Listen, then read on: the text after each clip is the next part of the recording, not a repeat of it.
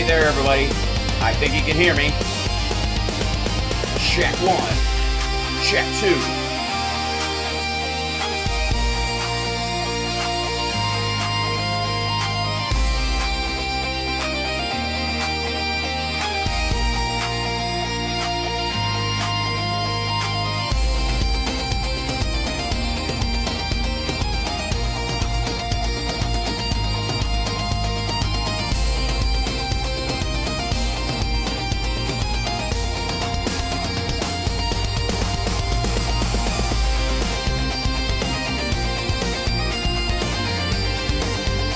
We're about to get started. Hit that like, share the show.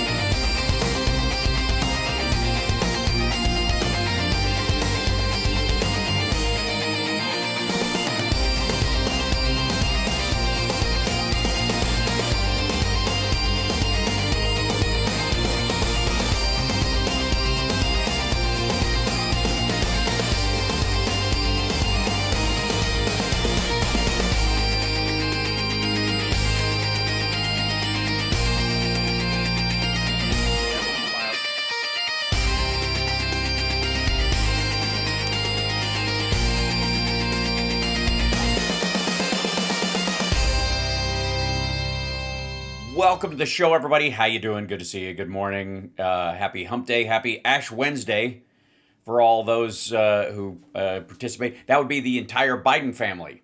If you're gonna, this is the day you're gonna see everybody walking around with on their forehead. The ash literally made a small crucifix on their forehead. That's it's interesting when you watch the news and there are people who you can certainly see who's a practicing Catholic and who desperately wants to appear as such. Okay, we up on Instagram? We are. Good to see you. Hi. Oh, thanks, Em Schulman.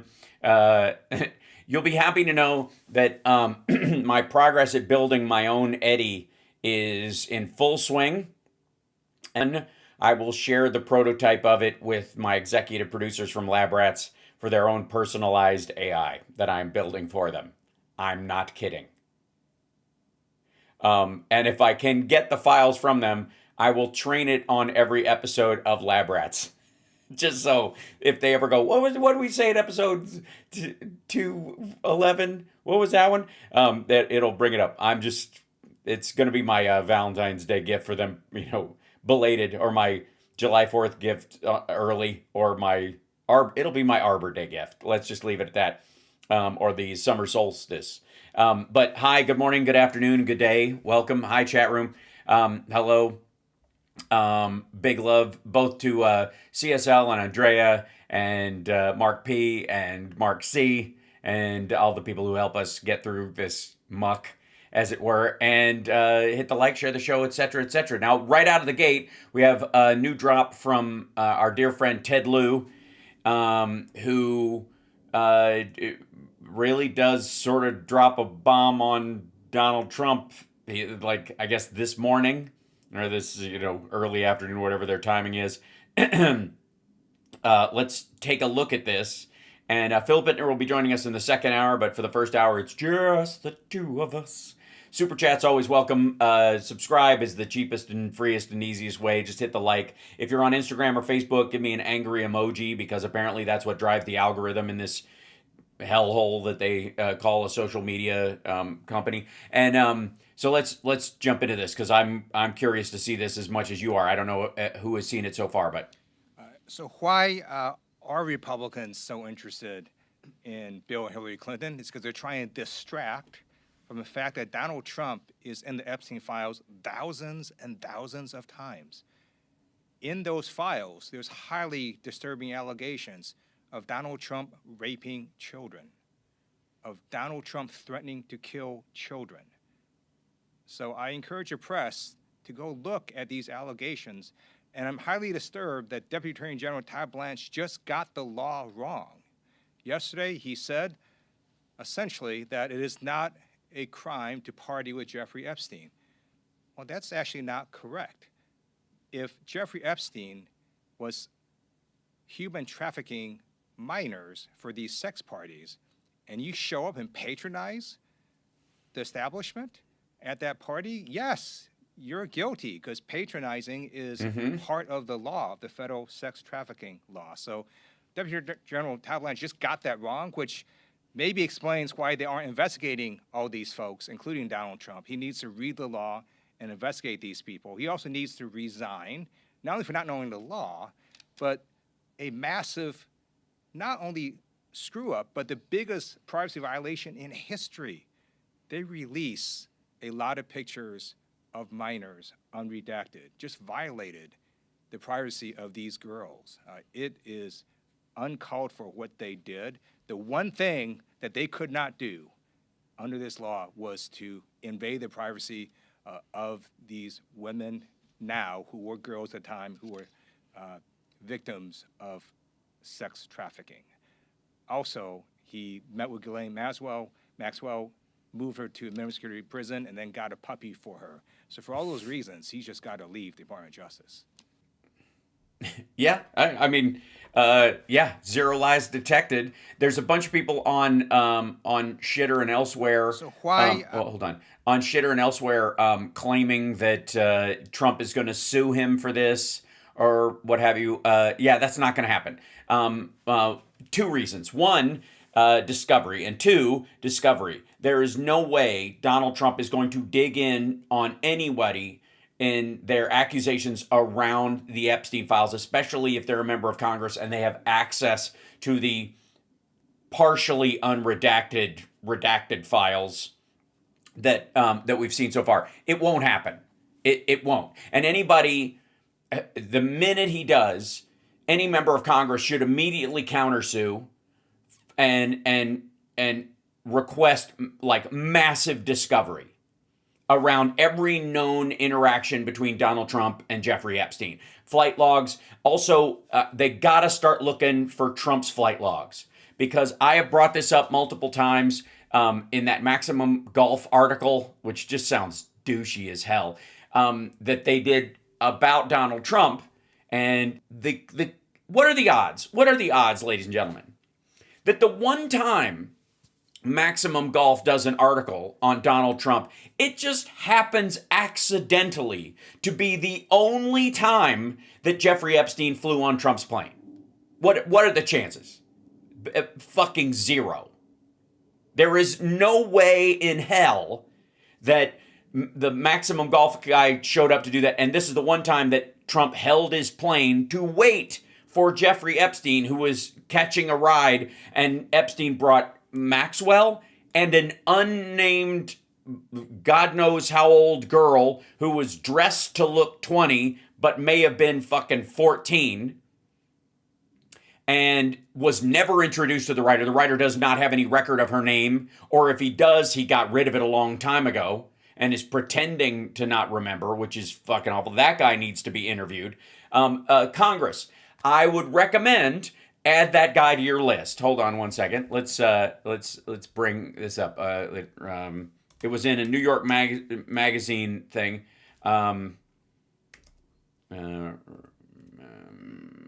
Bring the time Trump flew. That Epstein flew on Trump's plane was the article, and here it is, New York Magazine. So this is the New York Magazine article I've mentioned several times. In 2000, Donald Trump grew irritated as he sat on his plane at LaGuardia Airport waiting for a tardy Jeffrey Epstein to arrive. He fumed to his sister, brother-in-law, and a reporter. The group was headed to Mar-a-Lago, the scene described by Michael Corcoran. Michael Corcoran needs to be interviewed by Congress. That guy needs to be brought in for a deposition. Whether it's in the shadow hearings, which are the most transparent and open version of what's going on in regards to the Epstein files that's happening right now, which the Democrats are carrying out, or whether Comer's hand is forced in bringing this guy in. He was on a plane, on Donald Trump's plane, with Jeffrey Epstein and Ghislaine Maxwell and an unnamed young girl. Here's the quote from the article. Wearing his trademark dark blue bespoke suit and white shirt, which is bullshit, it wasn't bespoke. They're these rack fat suits, and he bought them forever. Trump paces the aisle of his plane, tugging at his tie like an accountant at 11:30 p.m. on April 15th. Never be late for someone else's plane, Trump says, his facial expression showing a mixture of annoyance and bemusement. The offending party is stuck in Friday rush hour traffic. Come on, Jeffrey, where are you? Trump says. He's talking about Jeffrey Epstein, another wealthy and well-known man who is traveling with Ghislaine Maxwell, the daughter of the late media baron Robert Maxwell. The couple finally arrives, Epstein wearing an orange sweatshirt and jeans, Maxwell sporting sunglasses and fashionably tight pants. Trump brightens and gently chides them, forgiving their tardiness. And it's interesting that they don't add this to the early part of the quote. They did board with a young woman of indeterminate age. I wouldn't be able to tell you if she was 15 or 20. She was quite dressed up and quite made up, so it was hard to tell. At the time, I didn't even know who Jeffrey Epstein and Ghislaine Maxwell were. So when they got on, I thought, maybe they're married, and that's their niece.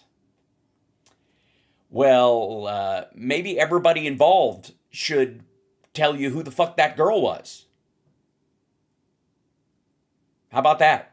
And also, again, I can't state this strongly enough.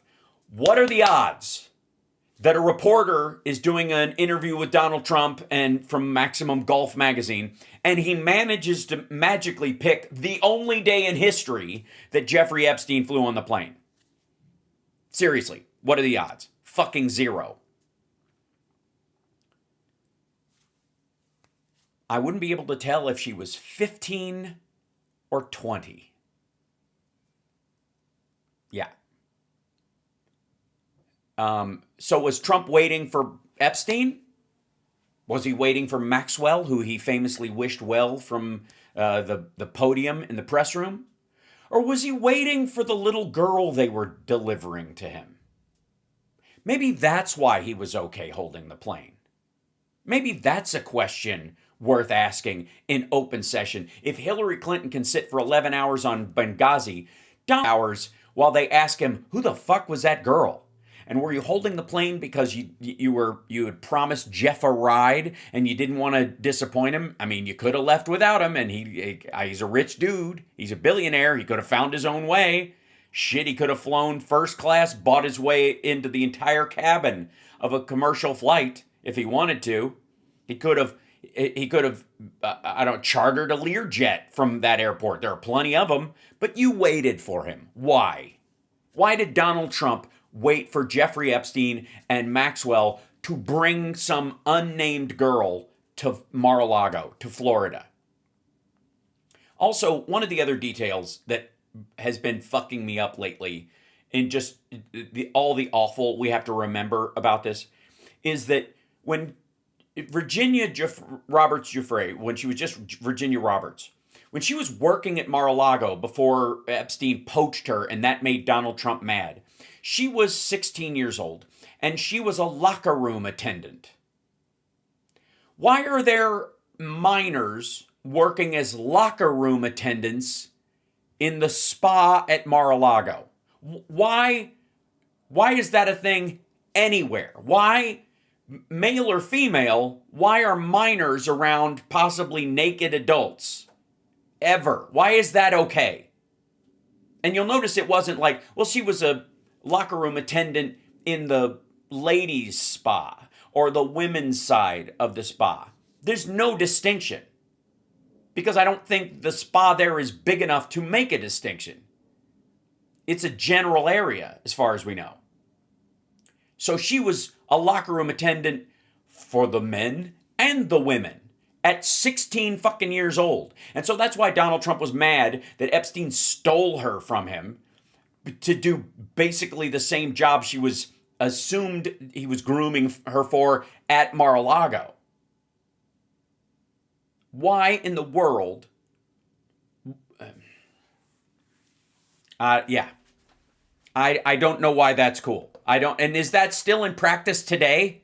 Are there still minors working at Mar-a-Lago in the spa now? Again, questions that I've brought up that would be good to ask in general. But Michael Corcoran needs to be brought in for an interview about his flight with Jeffrey Epstein and Donald Trump. And also, I would argue you could bring in Donald Trump's pilots throughout the years, interview those guys. Hey, where are the records if they were ever kept? And was that the only time Jeffrey Epstein or Ghislaine Maxwell flew on the plane?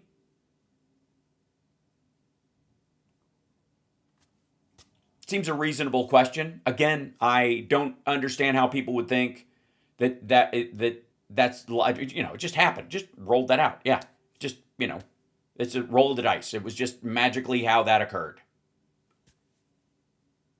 So, okay. The other thing in the news, of course, that Trump is pushing and flipping out about, of course, is this idea that is the SAVE Act. And the SAVE Act, most people, are fine with voter ID. The only issue is that ID costs you money in every state in the union. And, I'll show you. So the SAVE Act insists that you must have a valid photo identification to vote. Okay. And that eventually, in the next round of it, it will have your citizenship on it. Citizenship? That's just a little, like, if you're only barely a citizen and you just have a sip of citizenship. Citizenship will be marked on there. Now, I don't have a problem with that. I don't think it matters. It really isn't. It's a detail that will be added in, and it should be it's in the digital part on the back. They just want to see it on the front, because when you go there, they're not going to have people go, yeah, that's you. It's going to be a scanner, and like it is at the DMV or whatever the fuck, nobody cares. And the problem is that as long as state ID costs you money, this is a poll tax. And if a poll tax becomes legal, then it is a slippery slope to charging people to vote. That yes, you have the right to vote, but the process of making that right available to you costs money. And since not everybody wants to vote, they shouldn't be forced to charge you to vote. That's where the Republicans are going. That's the republic. That's the the electoral college voting system that they want to go to, that only people with means should be allowed to vote. And then the cost of that could be raised to whatever. So the issue I have, and I think a lot of other people have, is not the idea of having an ID to vote. It's your name's written there. You're who you are. Most people are, legally voting. Nobody wants to risk 15 years in fucking jail. 5 years for every count of like showing up and pretending to be somebody, actively voting, and then I guess allowing the vote to be processed. They like every step along the way. There's different level. There's a fraud case for almost every action you take in the voting facility or the booth or wherever you are. So nobody's going to risk that if they can get caught. It's just stupid. And most people, again, that make a mistake voting, think they have the right to.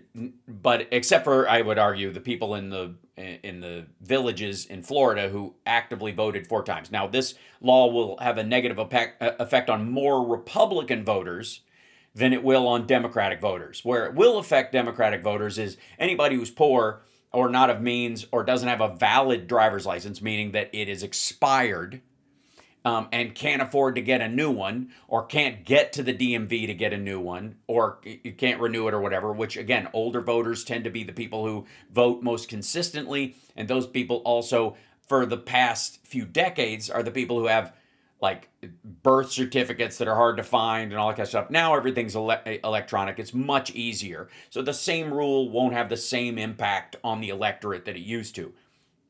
But the issue here is that these all cost money.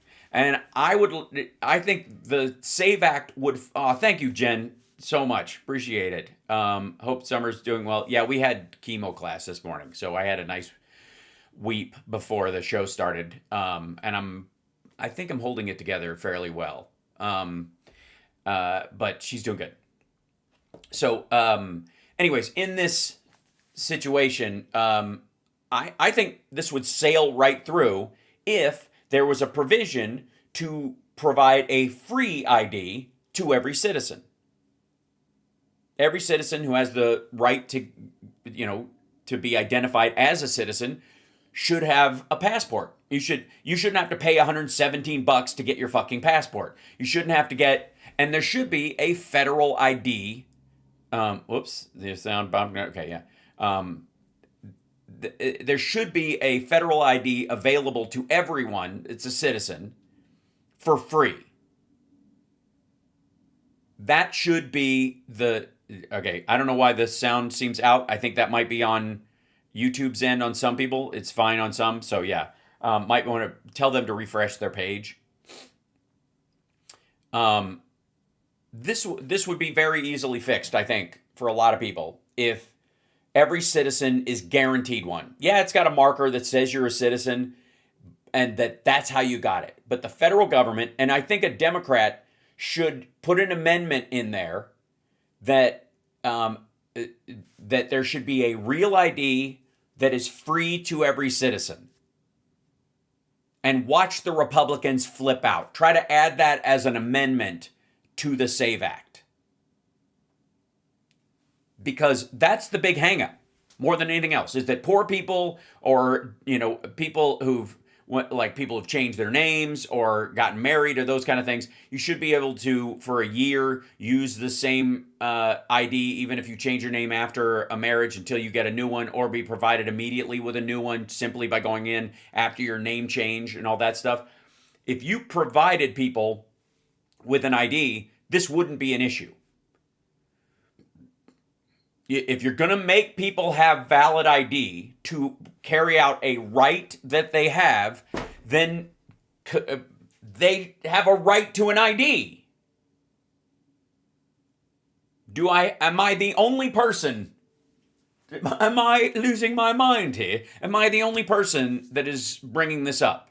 So I would suggest that a Democrat in the House or the Senate, now I guess now it's onto the Senate, should present a part of the bill that provides for a federal bill or a subsidy to every state, a block grant for anybody who can't afford to pay the fee, if they even have to have one at all, but that or a block as part of a federal election integrity program to provide for a block grant to all the states from federal tax dollars that provides for everybody to get an ID for free. That they no longer have to pay for their state ID. Maybe there's a fee for driver's license because that's a different thing. You don't have the right to drive an automobile. Sorry, sovereign citizens, you libertarian dipshits. But no, you don't have the right to drive 6,000 pounds of steel, gas, and rubber through a fucking playground because you don't know how it operates. It's an operating license. It's not a traveling license, you fucking morons. But but a state ID or a federal ID or indeed a passport that allows you to travel because you prove your citizenship through it should be available to everyone for free. So that should be it. I think I've been muted by YouTube in some places, depending on where you're watching from, because some people are still having trouble hearing me, but I am going out on all the other channels, so we know it's all right. So these are the ones that they give as an option. A valid state-issued motor vehicle driver's license that includes a photo of the individual and an expiration date, which they all do. A valid state-issued identification card that includes a photo of the individual and expiration date. A valid United States passport for the individual. A valid military identification for the individual, or a valid identification document issued by a tribal government that includes a photo of the individual and an expiration date. Any other form of government-issued identification that the state may specify as a valid photo identification for purposes of this subsection, excluding identification cards provided by an educational institution. So if you go to college someplace, your college ID does not count in this. But your NRA membership does if the state says so. This is another bullshit way around making sure that college students don't vote because they live away from home. They want to make you go home to vote during the school year. But they all, or do a mail-in ballot, but they can't, you have no reason. I mean, they're making it harder for college students to vote. This is a big chunk of this as well. So I would suggest a big drive for anybody who is away at school to get a state ID there. Not a driver's license. You can keep your driver's license for the state you're from, but get a state ID. and there's nothing illegal or untoward about that. And you can use that to vote. So the big push for Democrats should be, especially by the end of June, there should be a big push on college campuses that if you're coming back next year for school and you're going to be in another state, you're not going to be able to get home to vote. You should get a state ID, sign up for a state ID wherever you are, where you're going to go back to school next year. So again, DNC, big push. Whether this goes through or not, make it easy on yourself. Get ahead of the curve on this one. Right? So this is crucial. The other thing too is get your passport. Just make sure you have a passport. That'll be the easiest way. And you can register to vote in the state you're going to school in, but get your passport. You should travel anyways, so it's better to have it. Although the government can put limits on who can have a passport and who can't. They can seize your passport, not allow you to have a passport. So you can still get a state ID no matter what. The other issue, of course, is that if you can get back, just make sure you're up to date at home. Or get a mail-in ballot specifically because you will not be in state during election time. That is a completely valid thing. I don't think it eliminates it in what I've seen. So notification. This is how each state shall ensure that at the time an individual applies to register to vote in elections for federal office in the state, the appropriate state or local election official notifies the individual of the photo identification requirements of this section. Now, most people register to vote when they get their driver's license or their ID these days anyways. There's usually not a separate thing. Special rule for individuals applying to register to vote online. Each state shall ensure that in the case of an individual who applies to register to vote in elections for federal office in the state online, the online voter registration notifies the individual of the photo identification requirements of this section before the individual completes the online registration process. Like click, nobody will notice. It's like terms of service. This section shall apply with respect for federal elections held in 2027 or any succeeding year, because they can't change the efforts this year.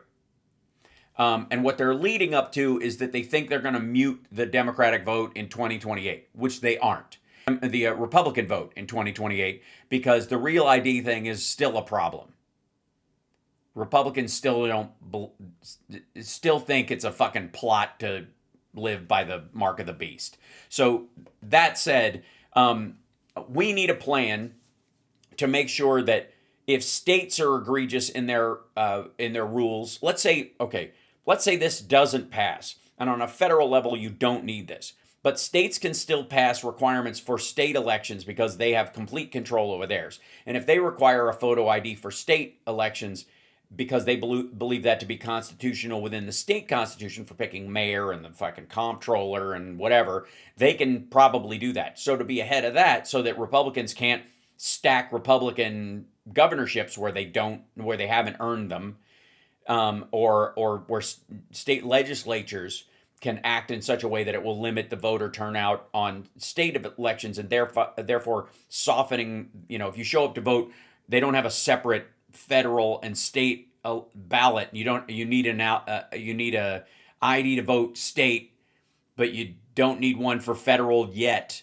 They can use that to manipulate. So it's best to just make sure that everybody, like Democrats' big push should be that ID should be free for every citizen. It should be automatically able to be updated, and should have, like one fingerprint, which is what they usually use for a driver's license and stuff now, and all your information on it. And then if they're worried about fraud, raise the fraud levels for, identity theft to an egregious amount of time so that it's not worth it. Yep. Does that seem reasonable? Does that seem okay to everyone? Let me check in with the chat here. So one of the issues that we have is this assumption of what these laws mean, and instead of going, no, okay, we can have this, but we've got to amend it to make up for the people it will disenfranchise. And if you call them out for this, then you'll have an issue you can point to in the electorate and say, here, they're not trying to guarantee the integrity of elections. They're trying to stop Americans from voting in elections. That's it. Yeah, because of divorced women, college students traveling, um, minorities. They're trying to make sure that these groups have a harder time, especially if English is your second language and those kind of things. They're trying to raise that bar so that it's harder for you to vote.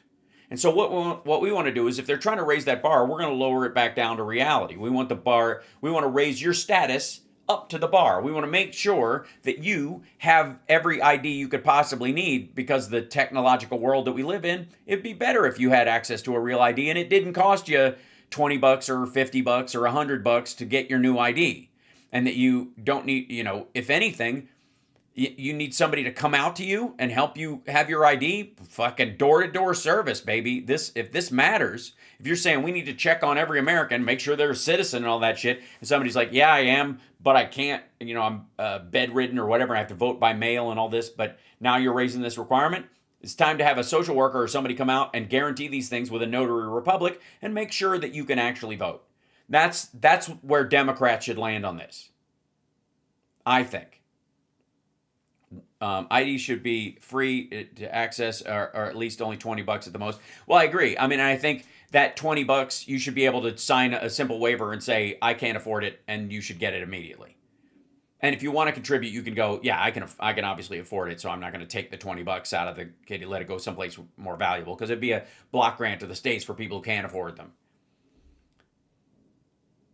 But this is, from a legislative point, this is how you do it. Now, the next thing I want to jump to is Rob Glenn and I had a little AI talk yesterday, and we've got something to unveil. I will not have a Friday AI show this week because I will be, Summer and I are going to Disneyland tomorrow, overnight, for just tomorrow and Friday, before she starts the period of time where she can't really go out in public and has to be home. So if that's okay with you guys, I hope so. I will be doing the show on Saturday just fine, but we're going to take those days just so while they haven't attacked her white blood cell count. And so we're going to go out and, we're going to do as much public stuff in the next week or so. And so in the meantime, just so you know, there will be a much bigger Friday Eye a week from Friday, and a great unveiling, as it were. So this came out on Bloomberg. There was a white collar joblessness rose in 2025, and farming, fishing, and forestry went down. Unemployment went up 0.5 point in management, business, and finance, sales and related stuff, professional and related, but service occupations down 1 point, installation, maintenance, repair, all the physical parts. This is all the stuff on the top that AI can do right now, because it's information based, but it's not physical, so it can't do any of this.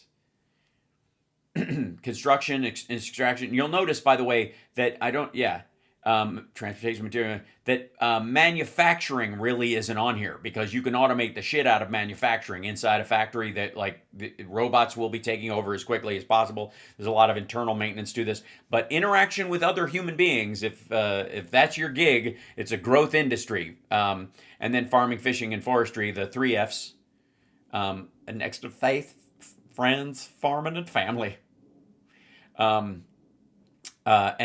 Again, production being kind of a random number or whatever. But all of these things about, extraction, production of raw materials and that kind of stuff, the unemployment went down in those areas because rare earths, because service industry, because human interaction can't be replaced. And that's compared to other stuff. It's not we still didn't create a ton of jobs in it, and they're going to adjust the figures from last month. We just know this. And then this was the other part of the story, which I think is the part that stands out. The jobless boom. This is the part where Donald Trump, and this is where Pam Bondi's saying the stock market's at 50,000. That's what this means to the average person. The jobless boom. The expansion and the investment is all going into like the materials and the growth of some construction and that kind of stuff. Excuse me, but it's not creating long term jobs in the process. It's kind of like the pipeline, the Keystone XL pipeline all over again. This thing that was going to create 40,000 jobs to build it, and then when it's up, there's like 300 jobs, and these are more than likely people who will check both pipes. Like they'll work on either one. They really won't hire somebody else. They'll just expand everybody's time card and monitoring, and there'll be like rotating repair people that kind of work back and forth on either. So the idea that they'd even create 400 new jobs is just garbage, because the people who are doing those jobs aren't always working on the other Keystone pipeline or working crews that come in and help. So they, technically speaking, they're on the books as a contractor for a period of time, but then they shut down and move someplace else, and then they're working on the same thing, but it's not creating new jobs anywhere. But the U.S. economy is creating plenty of wealth. It's just not creating many jobs. Duh. Forecasters expect Friday's report on gross domestic product to show the economy expanded 2.7% in 2025. Now, Trump says we expanded 5%, which is hilarious and stupid. A solid pace by any standard for a developed country, but employment barely grew. And the combination is drawing comparisons to the infamous jobless recovery in the early 2000s that followed the tech bubble and collapse. USC's unprecedented jobless boom. This is real GDP, non-farm payrolls. 12-month change. There's one major difference between then and now that makes current divergence the more unusual. 2000 episode kicked off with a recession. This time the jobless boom is happening without one. That marks the first in post-war era. We've never seen anything later in an expansion like what we're seeing today, and that's what makes it unusual and hard to judge about where we are going. At the end of the day, we are sitting on a one-legged stool, which is not the most stable place to be. Yay! Not surprising at all. Trump handle this? How does, because I've set up, and by the way, yeah, the stock of 50, because there's still price fixed, fake inflation, price hikes not just.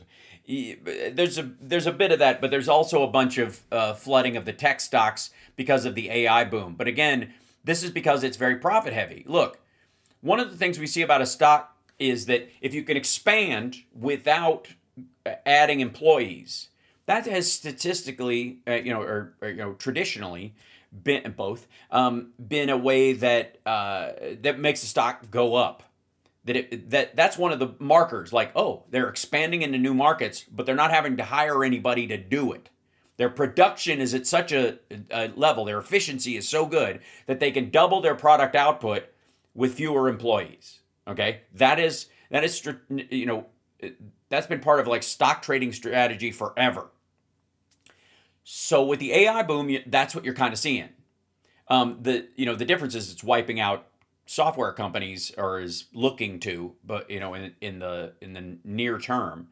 And so a lot of these companies are again expanding, but they're not hiring anybody. So from a stock point of view, that your dividend will be higher, your outlay will be higher, your profitability is higher, and so your investment potential is higher. So large investment groups and funds, and also like pensions, that kind of stuff, will flow into those stocks because the return is expanding in that direction. And again, tech, I've said this repeatedly, but all technology is deflationary. And that will increase over time. And it will also make it more favorable to stock trading until such time as there's a correction that's based on the new price of things. Because once you automate everything, and once everything costs almost nothing to make, which is in the next 5 to 10 years, it's hard to argue what profit should be. And the reset of a currency from, okay, we say it's 500,000, but it's really 500 now. It's the same thing. If you took the Japanese yen and you transformed it back into a dollar scale, it would just it would take the apostrophe out and put a period there, and then it would look normal still. You're not paying 500,000 yen, you're paying $500 everybody gets it, right? It doesn't mean the economy will crash. Your investment point is the same. It's just addressing the shift over time. So this is going to happen at some point. Once you've automated farm work, once you've automated, most factory work, the cost of it's harder to justify a high price for those things anymore because you're not paying for labor. It's basically the cost of the goods and the energy to produce it. So after that, what am I going to pay above and beyond it for design and all those other things that matter in the cost of a car or a fucking robot or a Cuisinart? Doesn't matter. And so this is the one-legged stool that they're talking about here. Is that this is the direction that they're headed. Now, first it will be white-collar jobs. And then the robot part of it, which is happening way faster than people realize, is going to go for the manual labor jobs. Again, service jobs, everything from, either spa or not spa, all service jobs, working across a counter, baristas, massage therapists, nurses, like anything that requires any level of human interaction. That's where the flood of, actual jobs are going to be. And the exchange rate on those things will be justifiable for a very long time because you want that interaction. But a lot of times people aren't. They're going to be fine with a fucking vending machine, as it were. And so that will be the split in the economy. And we're headed towards it. There's no way to sugarcoat it. It's just going to happen. And it's going to happen no matter who's in charge. In the same way that I talked about the oil glut, which we are in right now and will be expanding over the next year, this is happening. And Democrats, some of them are preparing sort of an AI strategy, to at least talk about it. Most of them are talking about regulations because that's how most people see it in the electorate, but it's not the biggest part they're going to have to deal with. It's going to be the job shift / job loss. Now, again, in the United States, we're not going to feel the job loss. Service industries will still be one-to-one and regular kind of blue collar. The white collar will lack expansion to match the people that are there, but a lot of people will still hold on to their jobs unless they just suck, because judgment will matter in the AI era, and you'll always want a human in the loop because it's a trust matrix with your customers, at least till people adapt and become more comfortable with these things. And that's going to be a while. That's the slowest adopting part of it, is people getting used to the idea of interacting with an AI or something like that. Until that happens, you're still going to know there's a real person on the phone and a real person in the office, and that'll take a while. So that in the United States, all the jobs we have outsourced, we will be bringing back to the United States, but digitally. They will not be human beings doing those jobs. The factories that are being brought back are going to be giant vending machines. Nobody's going to be working in those fucking things.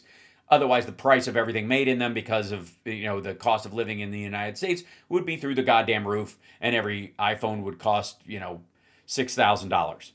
It's not going to happen. So will they deport AI? Maybe the UAE and I think the Saudi Arabia has already done this. They're giving AI citizenship, basically so they can turn them into crypto mining slaves, and they tax them at 100%. And this is one of the reasons why a lot of these crypto businesses and stuff, and like the FinSec pirates, from Tucker Carlson and Don Jr. and those, that's why they're moving to the Middle East, because that's the strategy over there. Which brings us to, remember how I told you that if you want to watch for how a downturn in an industry or a crash, just watch the Trumps get involved in it and then wait about 3 months. That's exactly what's happening in the crypto arena. And there, obviously, the World Liberty Financial, the organization that Trump started with his family, the World Liberty Corporation, Don Jr. was asked about how they sold a 49% stake to the Emirati royal family. That's America first, right? Um, uh, after he was elected, by the way, and he goes was like the president raising questions about whether they were doing so that they could get access to AI chips, and this was Junior's answer: A, my father has nothing to do with it, which again, like citation needed. We would like to see all documentation although Trump doesn't use email, so he's doing this all over phone calls. They should have phone transcriptions of every phone call that he talks to with his son, since he runs the company. B, it has nothing to do with AI chips, which is exactly what someone who was helping the Emiratis buy AI chips do, because of course they do, because if you're using these systems as part of your work, then you can start up, they would have every right as 49%, if they're dealing in cryptocurrency and all these kind of things, to start these data farms and have access to the highest level stuff as part of your company. And C, we met in the Middle East the first time. There's not a person in that room. There's not a banker. There's not a fund manager that doesn't go to the Middle East and to the, whether the sovereign wealth funds of the world, there's some of the biggest investors in every fund in America. That's just gibberish. Like, they're making a bunch of money in the Middle East. Why shouldn't we take a dip in that? Well, because your dad's the president and it's a conflict of interest and it's undermining the dollar. That maybe they start there. Mr. America first. Okay. To critique the one here and not talk about the others would be nonsense. No, because those people don't have access to the U.S. economy and the Pentagon budget and the spending therein. It's literally what they do, and so they have done that. They invested in it, and they're actually had an already 4x return on their investment. It's a great investment, and it has nothing to do with the other. Well, one of the things that being president of the United States is that you could guarantee your investments work by shepherding tax dollars and towards your company and away from your competitors, or undermining them, or arresting their leadership on corruption charges. I mean, this is how, Putin runs the Kremlin.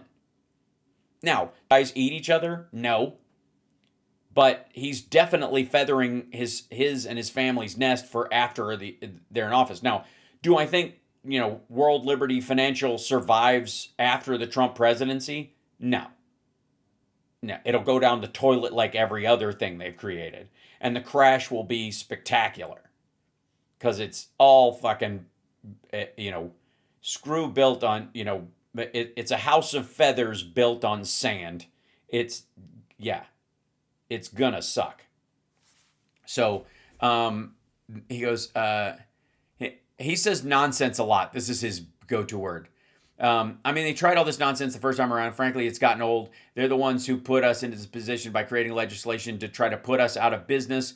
We just fought back. We weren't willing to sit in a corner, curl up in a ball, and die like they would love us to do. That's not how we function. That's not how we operate. Yeah, criminal's gonna criminal. I don't know. Yeah, we know you're gonna keep doing illegal shit until you're jailed for it. Yeah, that's how all criminals work.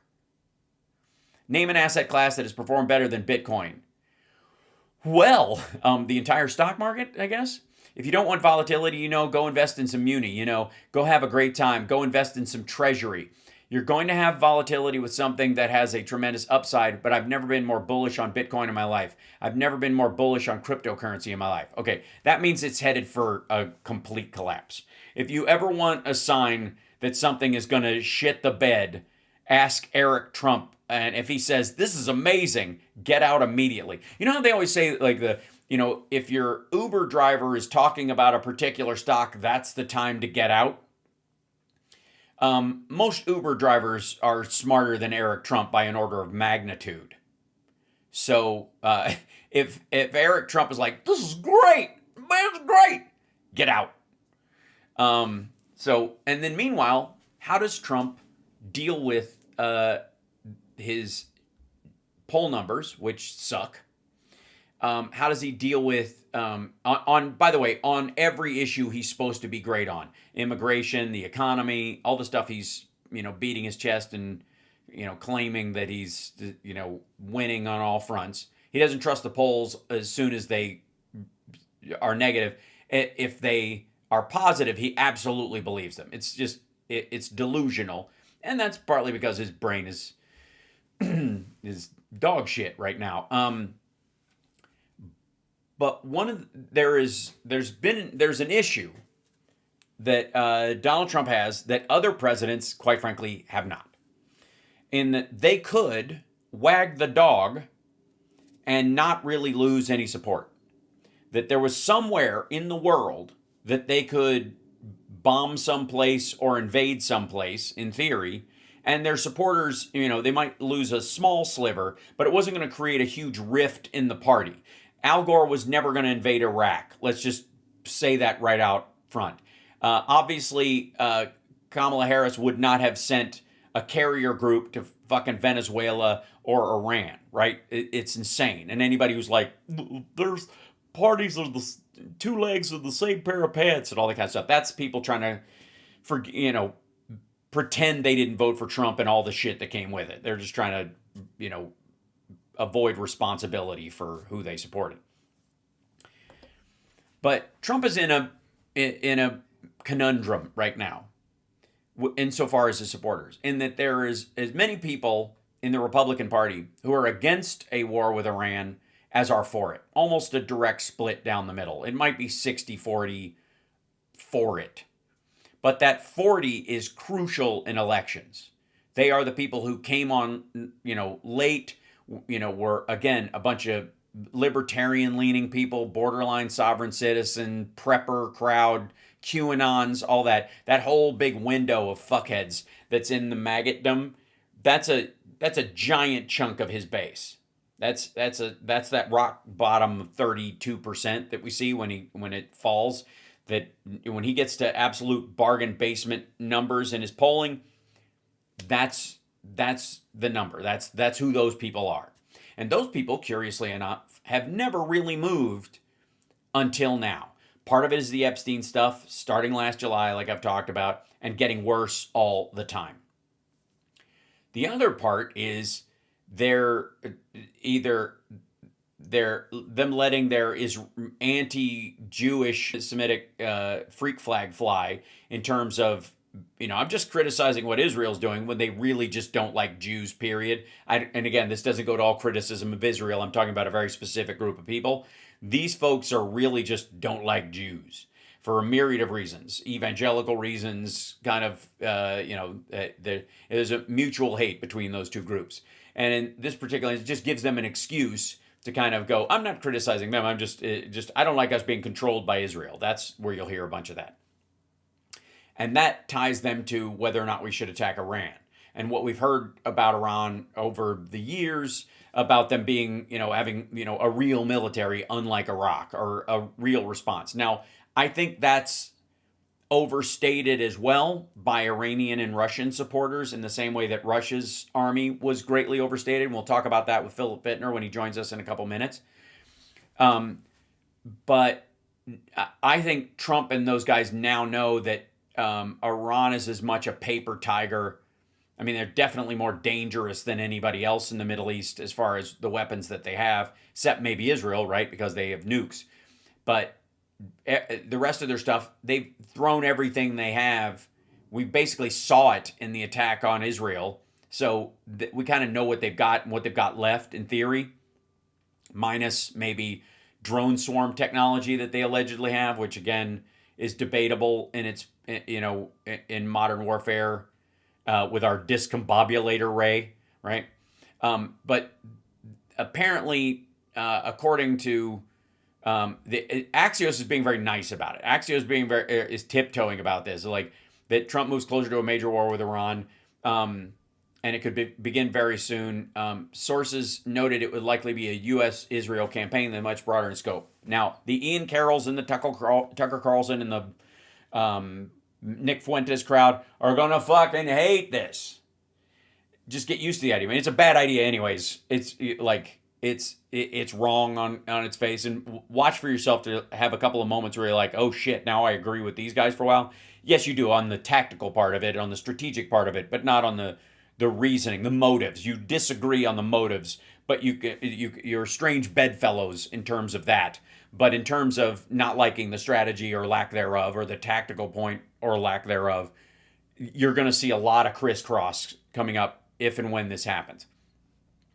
Such a war would have, and by the way, nothing says peace in the Middle East like a preemptive strike on a Middle Eastern country, wouldn't you say? Such a war would have a dramatic influence on the entire region and major implications for the remaining 3 years of the Trump presidency, meaning that either it would create a massive rift within the Republican Party about this that J.D. Vance would have to deal with, or walk back, or God knows if we had troops in the country, which would be like a huge step. And Trump's been shrugging off the idea of like boots on the ground. I mean, what's wrong with boots on the ground? We had boots on the ground. People put their boots on the ground. What's wrong with boots? Like he doesn't, I don't even think he understands the fucking phrase, right? And the difference between the phrase and, you know, the difference between airstrikes, drone strikes, and actually having troops in harm's way. He doesn't kind of give a shit. We had injured soldiers. We heard shit about them other than they're fine. Trump came close to striking Iran in early January over the killing of thousands of protesters by the regime, but when the window of opportunity passed, the administration shifted to a two-track approach. Nuclear talks paired with massive military buildup. By delaying and bringing so much force to bear, Trump has raised expectations for what an operation will look like if a deal can't be reached. At right now, a deal does not look likely. Okay, for two reasons. One is shitty negotiating points and ridiculousness from our negotiators and what the expectation from the Iranians would possibly be. But also we had a deal with them and Trump broke it. The biggest problem we have making a deal right now is that we had a deal and Trump scuttled it. And so whatever deal they make, if Trump keels over, who says Vance isn't going to throw it out? And if he doesn't, and he makes it to the end of his term, and a Democrat comes in, that they won't want to change the terms or extend the deal afterwards, why would you bother? Why would you listen? Why wouldn't you just drive your nuclear program underground and save yourself the hassle? And so Trump has created this situation where his only response might be military wuss, and that matters more to him than the value of any strategic strike on Iran or any other country for that matter. While both sides said the talks made progress, the gaps are wide and U.S. officials aren't optimistic about closing them. Gee, are we talking about Ukraine yet? Or okay. Vice President Vance told Fox News the talks went well in some ways, but in other ways it was very clear that the president has set some red lines that the Iranians are not yet willing to actually acknowledge and work through. No shit. Vance made it clear that while Trump wants a deal, he could determine that diplomacy has reached its natural end. Yes, it's just organic. You know what I mean? This is just how these things roll out. These wars of choice.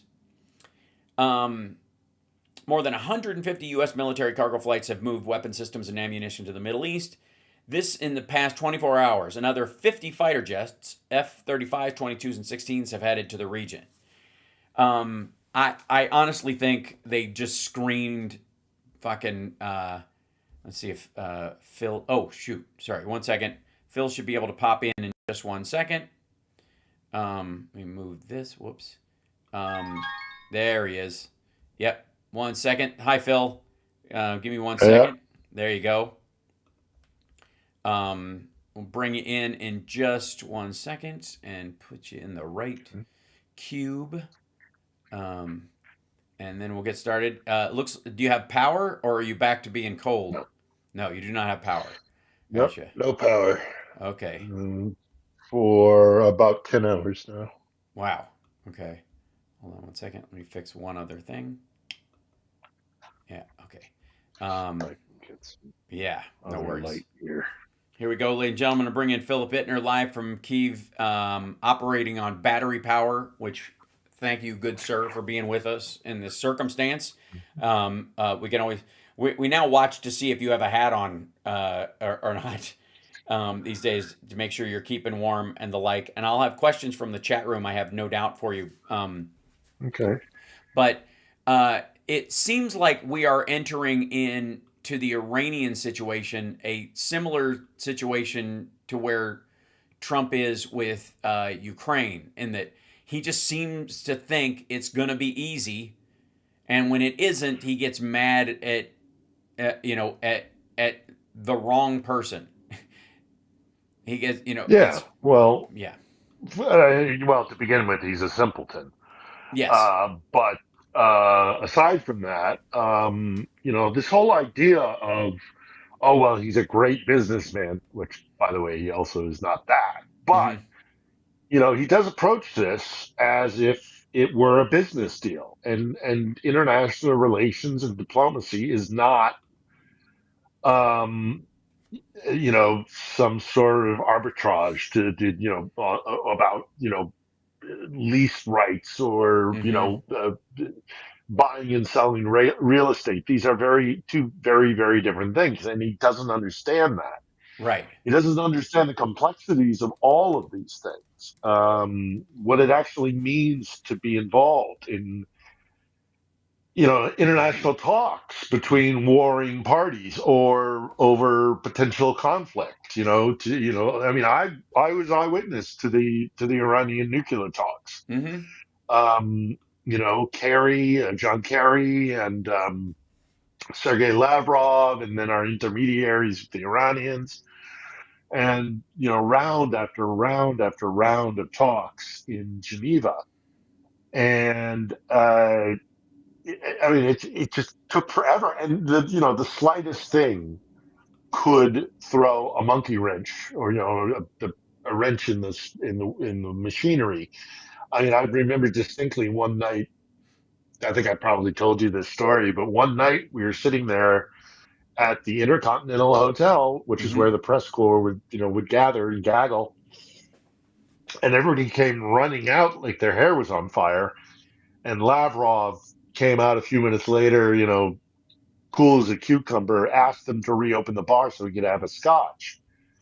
And I don't know, to this day, I don't think anybody knows exactly what happened there, but clearly Moscow and clearly Lavrov had had played some sort of card that sent all the Western diplomatic teams scrambling back to their embassies to make. It might have been something good. We don't Right. know. He might have conceded to something, but the point is still valid that these are very, very, very delicate and volatile things. These diplomatic talks, especially when you're talking about war. So, he's saying you can approach Iran like he has done Ukraine. You know, I mean, what they've been doing with Ukraine has been so ham-fisted and so lacking in understanding of the complexities of the conflict. Now we're hearing some, possible positive things coming out of the current talks. This is day Mm-hmm. two of the round of talks in Geneva, Right. direct talks between a Russian delegation and a Ukrainian delegation. There's a U.S. is there as the negotiator. I will believe it when I see it. Mm-hmm. I'm still deeply concerned that Witkoff is point on this, well out of his depth. We'll see what happens. But the Ukrainian side came out tonight apparently and said we're making progress. We're making progress, and surprisingly, even pointed out the Zaporizhia nuclear power plant, Mm-hmm. which is really tricky Yeah. because it's the largest nuclear power plant in Europe. The Russians currently occupy it. It's essential for Ukrainian power, electricity, but then also, it could be exported, and also additionally, Russian occupied Ukraine in the Donbass, would want some of that electricity as well that's generated at that plant. So that's a tricky negotiation issue. Mm-hmm.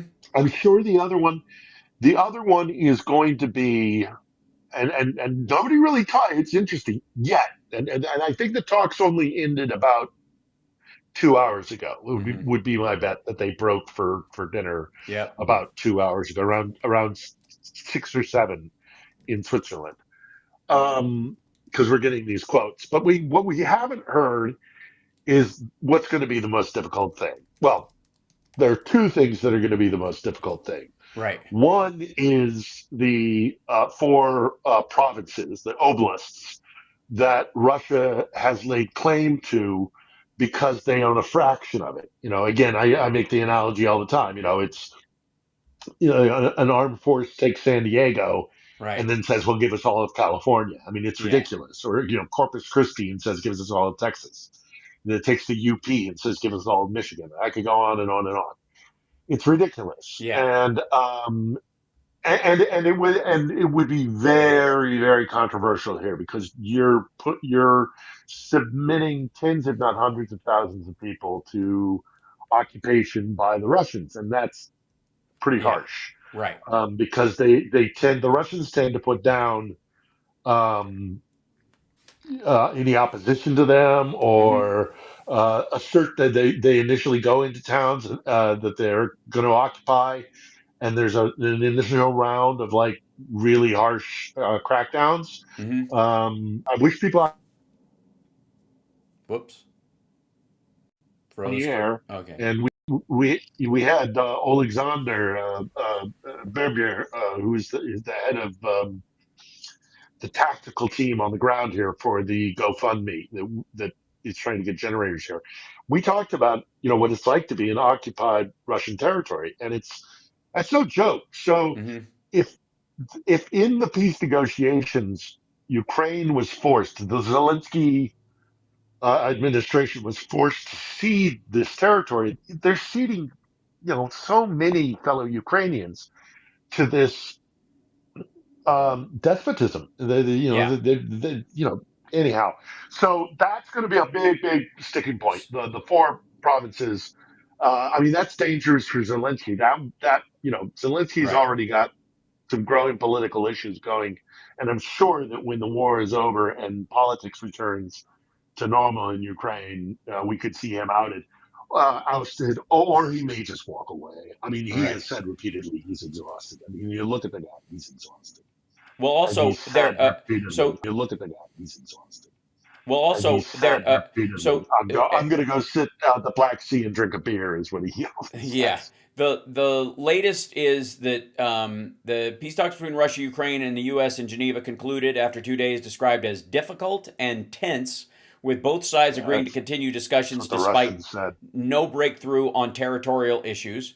Ukrainian President Volodymyr Zelensky expressed hope that Trump's public demands for Kyiv to make concessions were tactics rather than firm decisions, calling it not fair because he just rambled out some bullshit on the airplane yesterday. Um, Yeah. it's silly. Discussions focused on humanitarian issues and prisoner exchanges, but the thorny issue of territory, particularly the Donbass region, remained a significant sticking point in negotiations. The Russians aren't going to give up on that, and the Ukrainians can't give Well, away no, land they haven't took. Yeah, they've already, yeah. Well, one, the Ukrainians can't do it by constitutional law. The right, president cannot just cede that they would, right. the Duma, I'm sorry, the Rada, the Duma. The Mm, Rada, the Ukrainian Rada would have to vote on this, and it would be a long process. And as I say, it would be extremely controversial and right. politically very risky for Zelensky. Mm-hmm. We've seen his potentially his biggest rival is General Zaluzhny, who fought off the initial onslaught in the full scale invasion, and he is by and large loved in Ukraine. Yeah, So he could pose a political problem, and he got kind of sent into exile to be ambassador to the court of St. James in London. And he's been very, very quiet, very, very. Apparently today he came out and said some stuff about his tensions with Zelensky.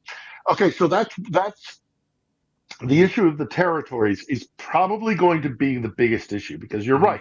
The Russians aren't just going to let them, because aside from the Ukrainian constitution, the Russians have been spinning the narrative that they had a referendum in these oblasts and we won overwhelmingly, and Right. so the people are going to welcome it. Forget the fact that one, you only had a referendum in these little slivers of areas where you control, and two, you came around with soldiers, armed Right. guards at ballot Yeah, boxes. I what mean, Trump wants it's to do with the midterms. yeah, exactly. So again, so the territorial thing is really, really thorny. The other thing that I'm surprised that not a lot of people have been talking about it. Some have, but this is really a contentious issue, and it's the children. Yeah. The children have to be returned to Ukraine, to their relatives, to whatever. They need a database of where these kids were taken from, where they were sent to, and they need to be returned. And those two issues are just going to be something that I don't see where Russia and Ukraine are going to find common ground. Mm-hmm. It's just, and no matter what, again, and then it goes back to what you're saying about Trump. Trump seems to think that he can just by force of will or intimidation or exerting kind of whatever pressure, transactional pressure, he thinks that that's going to solve it. Well, the problem is for Ukrainians, and then we could talk the flip side with the Russians, but I don't care what the Russians want. The Right. Ukrainians are not going to give up those four provinces. Yeah. And they're also not going to forget about their kids. Yeah. And so how do you find, and at some point also, and I think this is a third issue, which I think can be resolved, but it's going to be difficult, is reparations. Right. Russia has got to accept guilt and responsibility and has got to pay reparations for Ukraine. I don't think that's I don't think that's insurmountable, but that's another problem that's Well, I think going to it'll happen. come via sanctioning. It won't be something that Russia will Yeah, do. It will be something that the international community has to do off the top. If your oil is going to go back on the market, 20% of your profit from it or whatever is going to go to Ukraine forever or for the next 100 years or whatever to rebuild it, depending on how much that that is. I want to bring up a couple of stories also that are kind of going on in Russia, and including but also yeah, one go more, ahead. one more Yeah, quick thing before we move on from the negotiations, and that yeah, is I will address the flip side of the coin in the Russians. I don't think the Russians want to stop fighting. I don't think Putin can stop fighting, because if there's a peace deal or a ceasefire tomorrow, and the territory that Russia has gained is all it's going to get, Putin is in real trouble because he has lost over 1 million casualties for nothing, yeah, nothing, and he can try and spin it, and the Russians are so terrified of what might happen with Putin removed from the power structure because he's made himself essential. right, So they might even lie to themselves about, oh yeah, we got victory, we saved our Russian-speaking brethren in the Donbass. hmm But people who are realists and people who are going to look at this objectively, 1 million men for no strategic gain yeah, whatsoever. They didn't get Kiev, they didn't change to a friendly government, and they yeah, didn't regain control of the Black Sea by taking the North Shore. Odessa is still Ukrainian and is going to be Ukrainian. And for Putin, that would be absolutely catastrophic and really dangerous for him as well. So as much as we kind of hope for, I mean, like I'd love for this war to end, and I don't care how it happens. right, And that's many Ukrainians feel the same way. But these are issues that can't be overlooked, and they cannot be negotiated away completely. right. There's going to have to be compromise, obviously, because that's what negotiations are. But the kids and those four provinces, those two issues, Well, the Russians have it's no interest. that's Okay, there's a couple of reasons. One is Putin can't give up the Donbass without basically being decapitated for wasting all these lives and doing all this stuff to get nothing in return. But getting something the size of like 6 football fields in return for 1 million yeah, dead people. It's just tactically stupid and points to the fact that he's insane, and somebody's going to wake up to that fact. Even somebody maybe even worse than him is going to come into power in the same situation where Zhang Youxia in China was obviously gunning for Xi Jinping, so he purged him and had the dude arrested. He just arrested the head of his military and had him thrown in jail and decapitated his entire Joint Chiefs, to where it's basically him and the accountant are the only people still left on that account, and the accountant's in deep shit. So there's a lot of parallels happening in China versus and Russia at the same time. The only difference is that China's not engaged in an active military conflict. Well, they are, but it's an info war in many ways. But Yeah.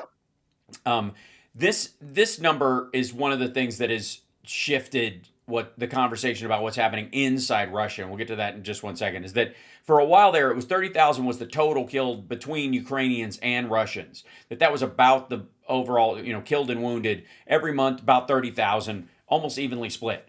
It is now to the point where that's just the Russian number, and the Ukrainian number has gone way down because they're using a lot of drones, they're using a lot of mines, they're setting fields and then moving back. They're very strategically smart about it. One of the biggest things that's going to happen after this war is over is the removal of the mines. It's going to be a terrible process if it can be done. If there's not some sort of DMZ. Well, this is the most. The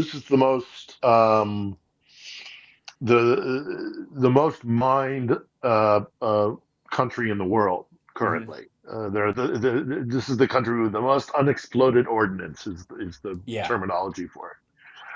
So it's not just mines; it's also artillery shells that didn't explode and all the rest of it. And that's going to play. Look, when I lived in London for 25 years, and I lived in the East End for a good 10 of those. And every couple of years, I'd try to go home and there'd be a cop standing at some intersection going, no, you can't go down there. They found something. Yeah, they found a bomb from World War II. They found a bomb from World War II. Now, mind you, I mean, this was the East End, so this was the part of London that got hit the most. So. Right. But even where all the factories what were. Is that? Right. Well, it's where all the factories were. That's right. And the shipping, because I live down by the river, so all the ports were down by there, the loading platforms and all the rest of it. Anyhow, regardless, how many years is that? 70 years, 80 years after the fact, and they were still finding unexploded ordnance. So I mean, this is a gargantuan effort after the war. So yeah. So this is apparently affecting the Z Patriots, the mill bloggers for Russia. Russia is doomed. That's my guess this week.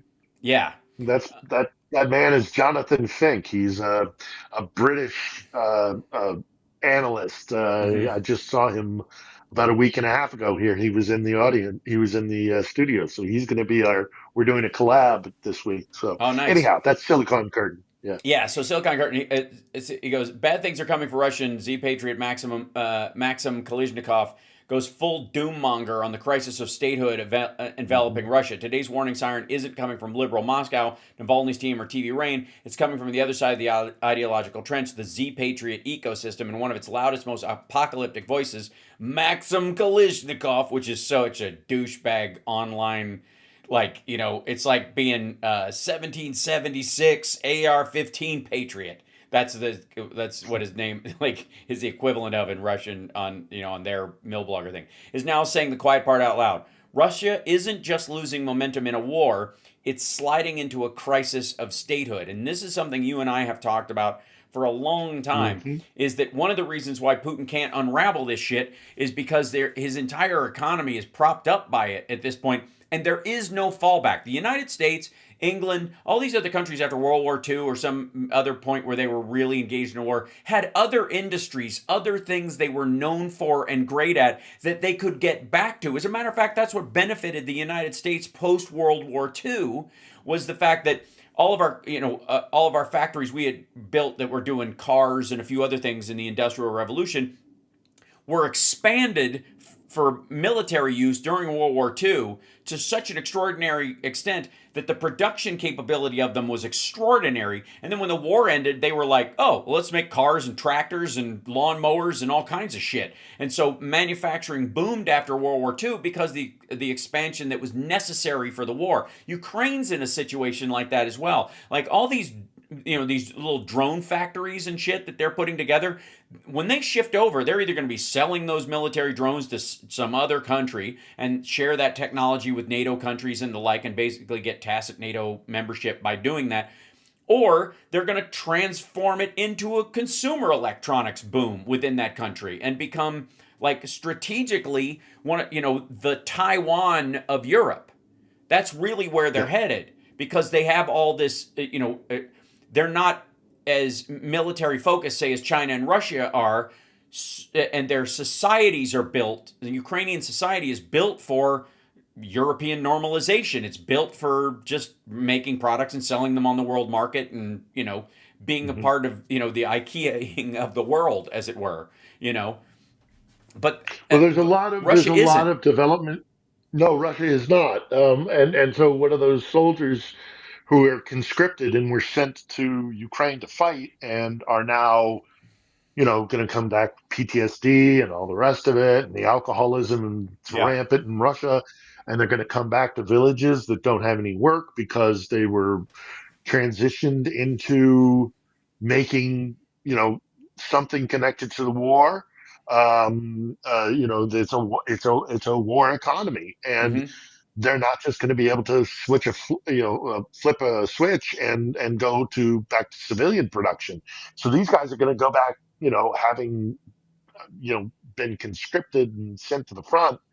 And what are they going to do with their lives? I mean, so Putin's going to have to contend with that. Does he keep them mobilized as some sort of peacekeeping force in the Donbass? I don't see that happening either. Right. But that is a major issue for them, and one of the reasons that they're in a catch-22. They can't exactly stop. But you're also right with the Ukrainians. Is that the Ukrainians have already started exporting weaponry Yeah. because they're already. It's funny. I went to about a while ago.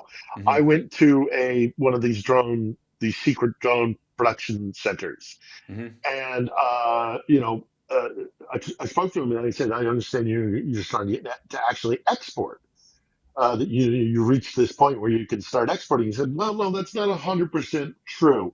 What we're exporting is drones that we've already moved past, that Right. aren't they don't function on our battlefield because Russia has certain countermeasures Mm-hmm. that they've developed for this generation of drone. So they're just sitting there collecting dust. At Mm-hmm. one point they were and they're still of use to, we could sell them to in a number of nations Right. that would love to have them because they don't have an enemy Mm-hmm. that's as adept or has gone through the crucible of war, so that the Russians do have countermeasures. Maybe Ethiopia and Eritrea want to start it up again. Mm-hmm. Ethiopia gets a bunch of these third generation drones from Ukraine.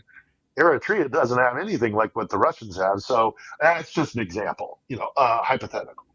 But that's my point, is that they're already starting to export, and they're going to continue to export. And they're going to look, when this is all said and done, if America is really going to withdraw from Europe, in terms of like sending, men and material over here, Right. it's widely spoken about here that Ukraine Mm-hmm. could kick up its military industrial complex. They're certainly going to be top notch when it comes to trainers. Mm-hmm. You're going to have Ukrainian officers, drone operators, being sent all around the world to train other. I mean, the Brits just recently in the last week, they had, I think it was an SAS unit, uh, got trained by the Ukrainians, and the SAS, okay, one of the best, most elite fighting forces in the world, basically said, "Oh, the Ukrainians they're 10 times as good as we are on this. Mm-hmm. We need to rethink everything." Yeah. So they're all, people are already starting to recognize it, and they're recognizing that the Ukrainians are the people to come to Right. when you want to learn this stuff. But then, in addition to that, there are major developments in AI that go along with drones. They're doing all sorts of things about, power efficiency because they've been forced to, because of the attacks on the electrical grid. They're going to change the entire electrical system is going to be changed here, and it's going to be using some, state of the art new, like, again, like the solid state stuff that Hmm. the power banks and things like that, which are getting us through this winter. How how to get those to function as an alternative to electricity from the if you're in well, I tell you, if you're in Hurricane Alley in the Yeah. states, the advances that are being made here in solid state batteries, Yep. for example, will be benefiting you. Yeah. That technology is a lot of that's cutting edge here in Europe in general, but specifically in Ukraine. So yeah, I think this war ends and Russia. It's interesting, this blog of the Maxim Kalishnikov, which Yeah. Jonathan quotes there. He's not the only one. The head of the Donbass um, uh, militia, a guy by the name of Gerkin or Strelkov is his war name. He's sitting in prison somewhere. I think it's Rostov in Russia, and he is openly saying, "We lost. We lost a long time ago, and we're not Hmm. gonna, and it's not gonna get any better." Right. Which is why they locked him up. And just the last thing on this as well, and I think we've spoken about in the past. In the 1990s, when Russia quelled the uprising in Chechnya, um, the real rebels, the real Chechen rebels, not the puppet that eventually got put in there, but the guys that actually did want to secede from Moscow. One of their first president was a guy by the name of Jokhar Dudayev. Hmm. And Dudayev says, and it's just amazing to me. If you look it up, it's incredible that he says this in like 1997 or 1996. He says it's going to be Ukraine. It's Hmm. going to be the fate of the Russian Federation will. It's not going to be decided here in Chechnya. Hmm. It's going to be decided in Ukraine, Hmm. and one or the other is going to break the back of the other. And I think it's becoming painfully obvious, Yep. even to Russians themselves, that this was a terrible idea, and Yeah. it's gonna be extremely damaging to them. Some people argue with me about the whole Federation breaking up. They make good points. I still think it's a distinct possibility that I the think the center only thing cannot hold. hold. I think the only thing is the international community's desire for normalcy and not letting it fall apart. I think there are Yeah. more people that run in there to shore it up with 2x4s when it's starting to collapse because they fear the breakaways and the nukes in each of those different things, and it's better to deal with one, you know, rogue situation than five of the same threat level. So I think that's always been what's helped Russia keep its shit together is that the international community, the UN, even NATO to some degree has been more apt to like normalize the shape of Russia beyond the 91, after the 91 borders. One of the things, there are a couple things I want to address. China Yeah. might have something to say about that, but yeah. Yeah, agree. Well, I think they want something similar too because China's in danger of breaking up into five provinces as well.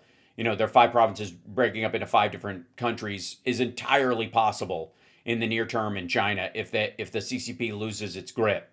And there's a lot of noise over there right now, so it's hard. And well, okay, this leads into it. One of the reasons why it's hard to see the trajectory of what's happening there is because they lock down media. If something comes out on a netizen writes something on Chinese social media, it's immediately stomped on. People can get arrested for posting stuff that's against the CCP or that even it's just embarrassing. Even if they're just like, look what happened in front of my house, they can be thrown in jail literally for doing that because that act is discouraging people from just showing the truth around them in case stuff starts to light up, and then they go, oh, it's just we have to.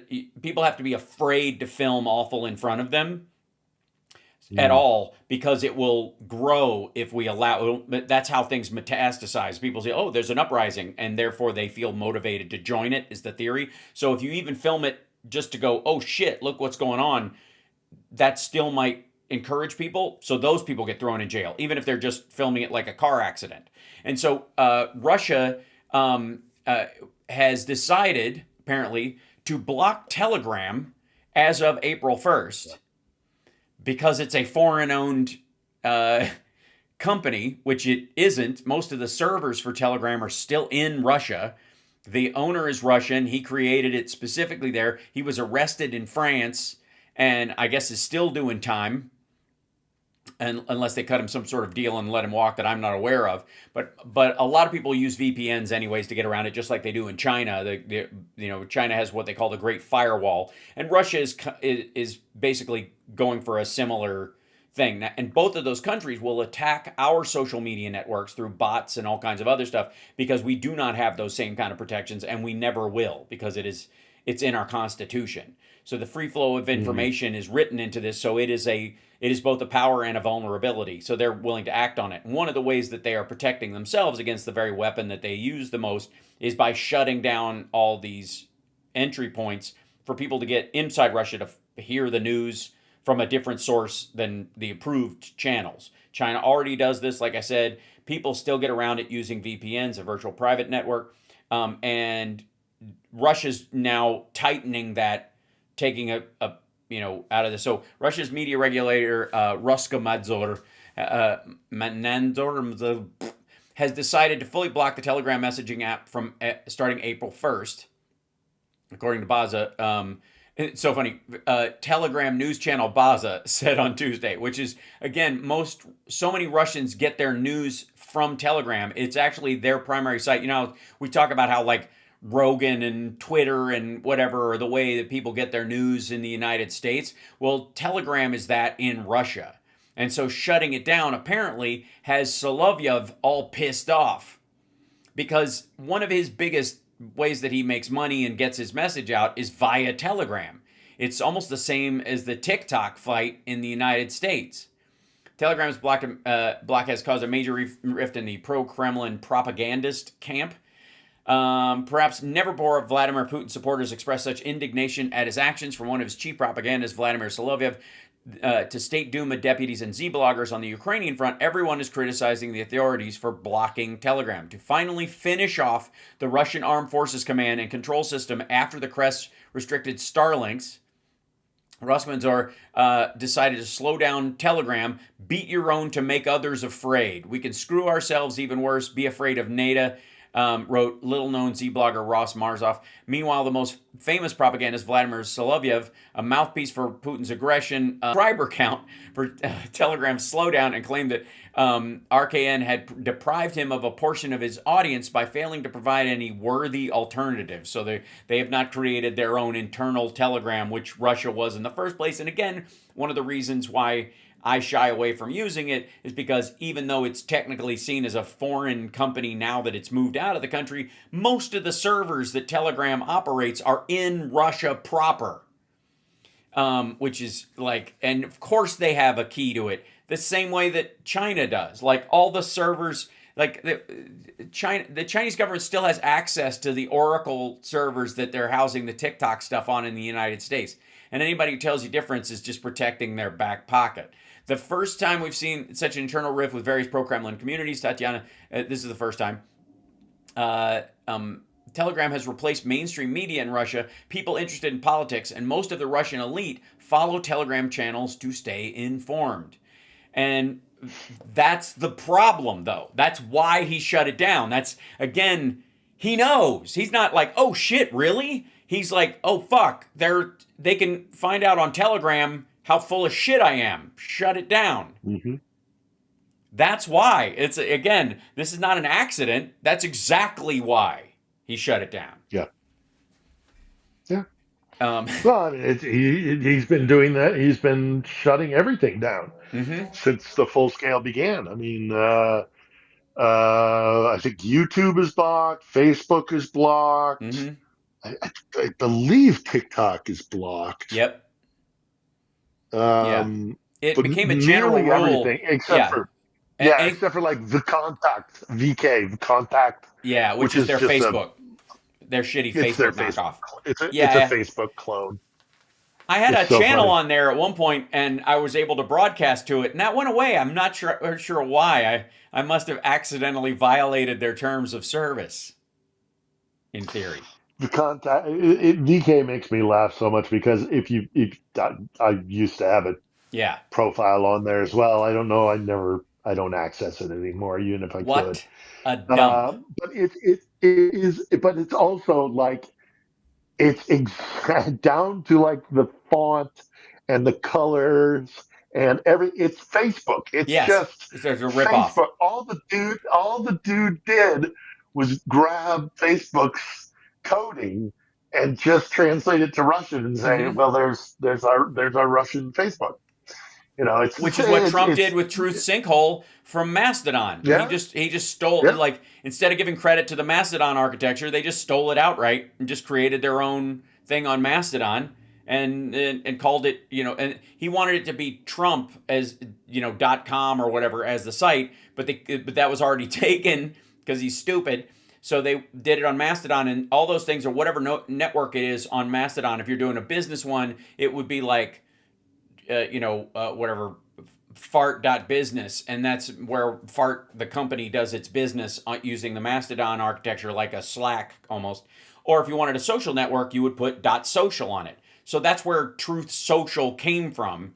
It's using the architecture of Mastodon. You just ripped it off, and they just took the dot out, and then that's the official name for it. It's like so lazy, but it's Yeah. obviously Truth Sinkhole has again another example of how Trump's business mind thinks. So like take an already saturated market and add something else to it. So like, hey, a bunch of other people are digging in this dirt. There must be gold here, and you're like, yeah, we've run it out. By everybody joining in at once. The other thing too is that there's a similar situation with Trump and his folks here in the States, in that this whole idea of not trusting America, the narrative that we've had, as far as NATO and Europe and the like, especially around Ukraine, not trusting America in general, there has been a shift in the languaging. Maybe it's because they're finally asking the polling question, right? Not do you trust America, but do you trust Trump? Because the polling against Trump has gone in such a way that it is clear the American people are against Trump by and large, including a large swath of independents who may have voted for him or may have not voted at all. Data tells us that Kamala Harris voters are sticking with the Democratic Party while Trump voters are leaving the Republicans. And this is in a midterm. This is exactly the opposite of what you want to hear. Look at the vote for Congress. It's very important, right? 2024 Harris voters, they vote for Democrats on average by 89 points. Voters mostly stick by Republicans, but by a significantly smaller at 83 points. That is, again, the percentage. There are actually fewer Republican voters in the country. That's why they always count on counties. That's why he's like, look how red the country looks. They're like, yeah, because those counties are fucking empty. Yeah. In the rural areas, All 12 people in that yes, county. exactly, are all Republicans, and only half of them are eligible voters, and only half of those vote. So whatever. This means that by percentage, 100% of the voters, vote Trump or whatever. But that's 3 people at the end of the day. It means that Harris voters are sticking by Democrats by and large, and that Trump is eating shit. And it's not just the House, it's the Senate. Democrats' chance to win the Senate a year ago was 19%, according to Kelsey, 30% 6 months ago, and now Democrats have a 40% chance of taking back the U.S. Senate. And that's the trending direction we're in. That's not going to reverse because the economy's not going to improve. The things that he is patting himself on the back. It's very much the same situation that Putin and Xi finds themselves in. That they are on. This train is on a track, and it is not going to stop at their station, no matter what they think. They can yell at everybody and talk shit about their opposition all they want to, but it isn't working. It's not convincing people. And I think And as somebody whose both of his parents died due to complications from dementia. Mm-hmm. And I went through that process with my father. I went through that process with my mother. And everybody makes this point, but I don't think it can be said enough. Mm-hmm. This is the best that Donald Trump is going to be Yep. today. Yeah. Tomorrow he's going to be worse, and that's Yeah. going to be the best Yep. Trump of. But it as you say, it's on a train, it's on a collision course, and sadly, again, watching my beloved parents die of this, it's just one of these things where Mm-hmm. it doesn't get better. It doesn't. It just worsens and worsens and worsens, and it's gonna get unavoidable. It's going to Mm-hmm. be obvious. And then, of course, yeah, I mean, his policies are you know, atrocious, and Right. what's happening. Americans don't like what they see on the streets of their cities, and look, you're right. You're right. I can't speak to Xi as much as that's your Mm-hmm. bailiwick, but I think you're right with both. As an American watching Trump, and as somebody who studied Russia and saw the rise of Putin and knows the history of this region and what this is going to mean when he loses this war, because he's going to lose this war, Yeah. um, it is an inevitability almost. Now how that takes form, how Mm-hmm. what twists and turns that that railway Mm-hmm. track is going to take around mountains and down ravines and all the rest of it, to belager the analogy. But I don't know how it's going to happen, but it's going to happen. Yeah. Both Trump and Putin are living on borrowed time. Yeah. And It's as is just Xi Jinping. either Yeah. politically. Yeah, and again, I'll defer to you on Xi, but either politically, physically, whatever, mental health, whatever it is, you're right. It's going one direction, and it's going down, and Right. it's not going to. The inevitability of their demise, Mm-hmm. I think has already been set. Yeah. Again, how that manifests, I don't know, and I can't say. And lots of people speculate about lots of different things, but yeah, it's both of those guys are screwed. And Yeah. And I'll take your word for it that G's also screwed. yeah. Yeah. There's one of the reasons why he does not give addresses anymore. Like Xi Jinping literally is, for all practical purposes, a walking corpse. He literally just waves at people. There has not been since the party congress, and where he gave a really short speech. There has not been that I'm aware of any kind of major public statement at all, or even minor, like giving a little "How do you do?" He just stands there with a Mona Lisa smile and like a statue. It's bizarre, and they walk him Yeah, around to places and he waves and shake hand, but the people with him do all the talk. It's yeah, it's nuts. So this is this is Ty Cobb, which Babe Ruth, Ty Cobb, and so on. Ty, who worked with Trump in the first term, who watched his speech where he was like going through all the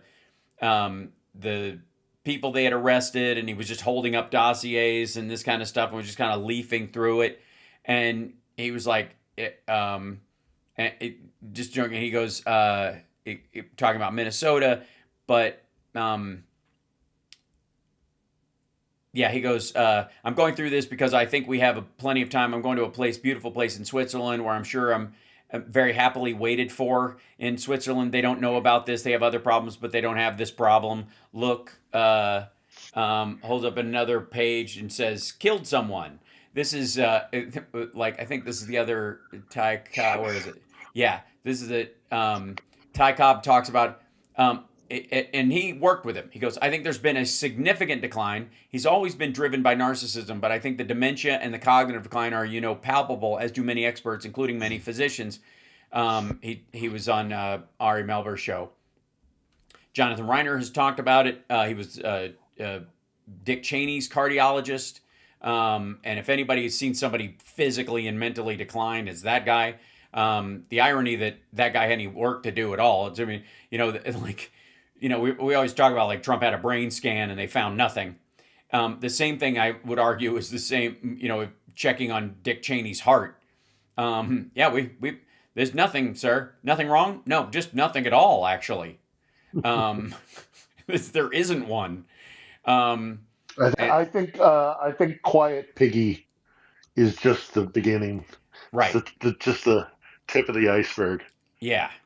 You know, Um, he's going to, yeah, because that's a symptom. The lack of control, the lack mhm, of the lack of of being able to filter yourself mhm. and socially kind of know how to maneuver that. It's going to get worse. I saw it in particularly in my father. My mother wasn't as bad with that, but my father got to a point where he would say some of the most insane shit ever. And it's Mhm. just like, it just the filter goes away. And Right. Trump I think Cobb is right there. I mean, he's always been an asshole. He's always been a loudmouth. He's always been obnoxious and offensive. And that's going back to the Central Park Five. Yeah. I mean, he's always been an offensive prick.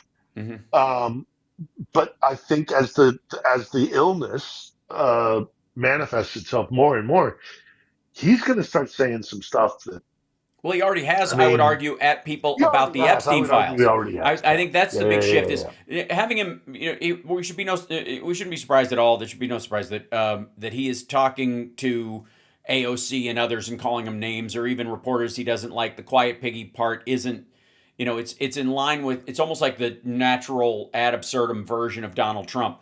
Where it does get weird is where he's like, when the Epstein files hit last summer and people were like, that memo came out and he was like, if you don't believe that it's over, I don't need your support and that kind of stuff, where he's kind of just Yeah. dunked on his own people, his own base, in a very angry and dismissive way. That, I think, is an area where, yeah, Over under, he says the N word I agree. Yeah, before the I end of his term. I totally agree. I think, Well, 3 months. what do you reckon the over under is on that? Jasmine Crockett is going to come out with some freaking zinger, Yeah, and I mean, like, it really gets him because she's so good at that. yeah.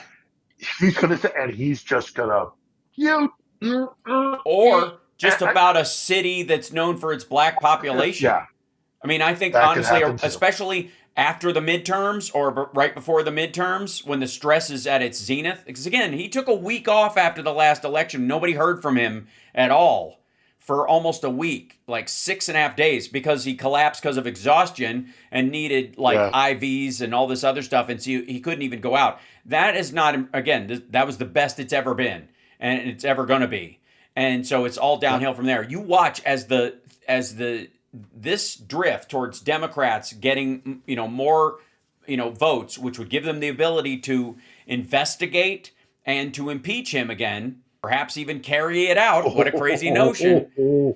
Watch the stress have an impact on his mental health, because he has no moderating system for clearing his head other than golf, I guess, right? So he's not doing that anymore. He huffs and puffs walking across the room to a podium. When he went on that thing with his granddaughter, they did a little like puff piece documentary about him yeah. golfing with his granddaughter, and he was breathing heavy when he rolled up in the fucking golf cart. It's Hmm. not good. And he knows this. He's very aware of it. Like, he almost broke Melania's hand when he was walking down the steps the other day because he was squeezing it so hard to not fall down the stairs. He's been talking about how scary the steps are, and he's going to say that at some point. Like, we're putting in an elevator. Fuck this. Like, he's gonna do it. He's like, I'm not going to let the stairs get me the way they got Biden or something. Just watch for it. Or he's just going to come out of the back of the plane. They're just going to lower him, and if they're going to put one of those like little like track chairs that goes on a flight of stairs to get him out of there. And they have that system, by the way, to remove the president on a gurney or in a wheelchair just in case anything happens. They're going to Sure. start using it. I'm telling you, we're not that far away. Um, uh, and that whole thing about the I mean, MRI, where he's like, I had Yeah. an MRI. No, I had a CT scan. And then Dr. Drew comes out and just mocks everybody for, for asking questions about the MRI that he said he had.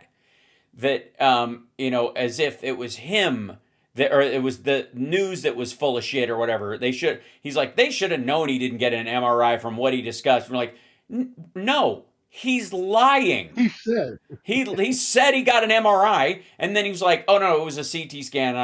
No, he got both. He's getting all of it. He's getting it all the time. That's why he's had 3 fucking cognitives, right? A cognitive, Right. physical, right? Which is just fucking goofy. I've seen that. I've seen that test again. Child of dementia Yeah. sufferers. I've seen that test. I've seen that test. I've watched my mother take that test, Yeah. and it's just for him to be sitting there going, a lot of people you can't, it's really difficult, and I aced it. You don't ace it. It's not that kind of test, you Yeah. dummy. Yeah. It's not graded on a scale. There's no percentage. You don't get an 80%. I got a B plus. No, Mm-hmm. no, no, man. It's pass or fail. Yeah. I think you are able to do these things because, and not to go too deep into it because I'm not a physician, but Right. just having witnessed it, what it does is it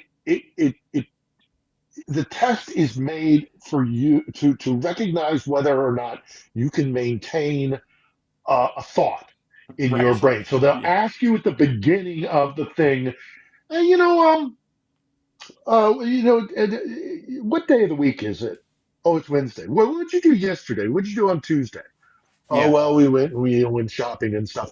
And then 30 minutes down the road, they go, what day of the week is it? And mom is like, is it, are we Tuesday? Are we Yeah. Wednesday? Uh huh. Well, it's Wednesday, Helen. What did you do yesterday? What did you do Tuesday?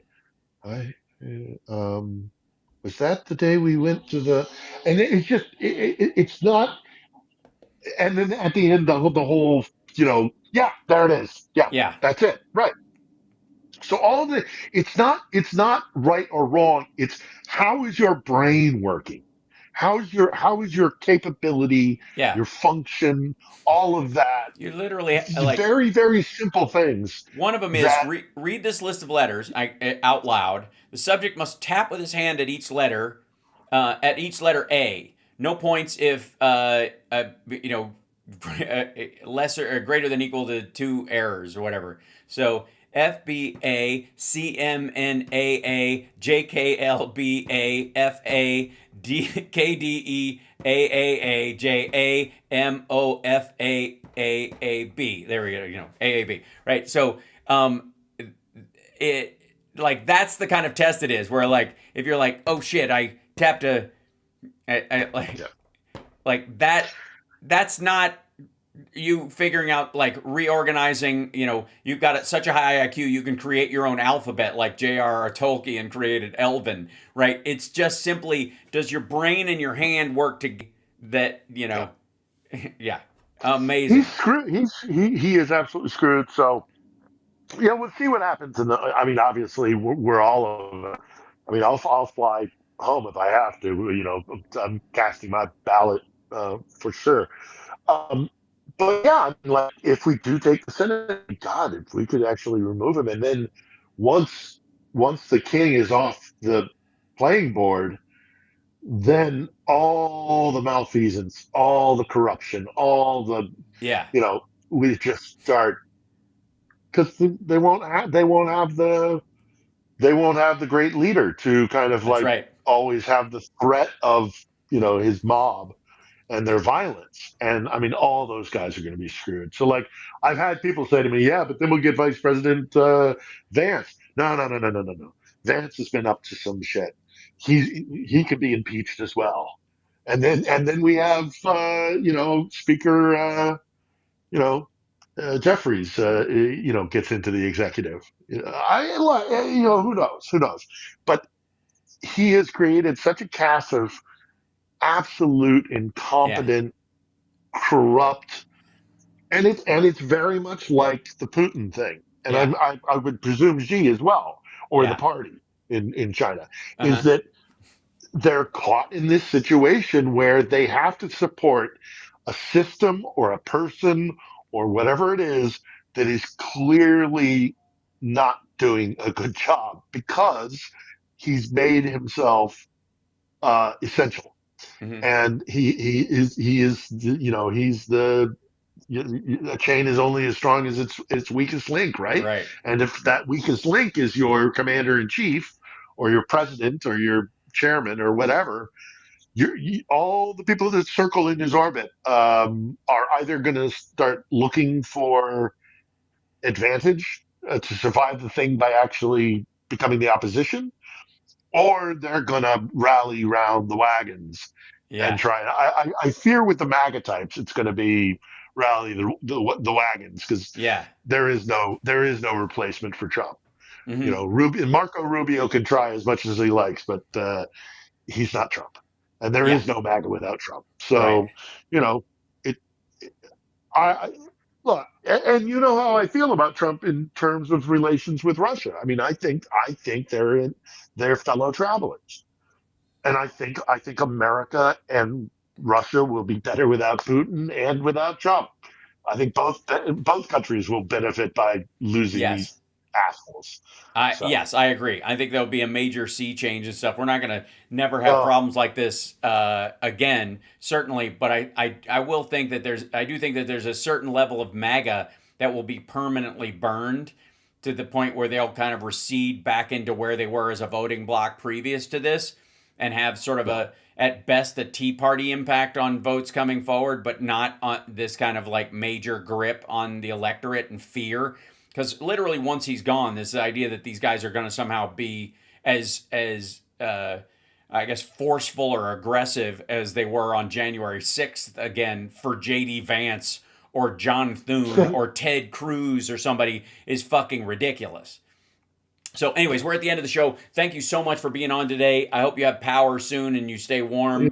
I hope so too. What the current state of On the Edge? What do you have another guest lined up? Are you working on stuff? Uh, we had a really good episode last week, and I urge everybody to go and watch it. We've taken a dip in viewership, so I'd like to get boosted as much as possible. There's a really good interview with a guy who provided us with our generator, so even if we do keep losing power, we'll be able to maintain stuff. We've recorded a couple of episodes so that we have them in our back pocket just in case. So last week, which I urge everybody to go and watch, it was a really good one with Alexander Barbier, who's the one who's delivering generators to like old folks' homes and schools and these things that they've set up called invincibility points Mm-hmm. in around Kiev, where you can go and you can get warmed up, you can charge your batteries, you can get connected to the internet.